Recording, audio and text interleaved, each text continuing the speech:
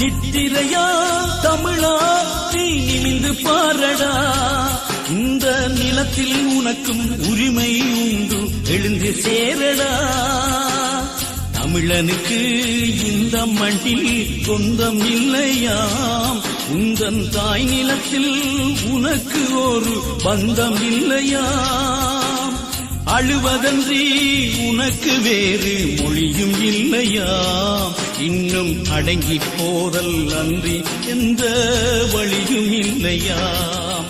நித்திரையா தமிழா நீ நிமிந்து பாரடா, இந்த நிலத்தில் உனக்கும் உரிமை உண்டு, எழுந்து சேரடா.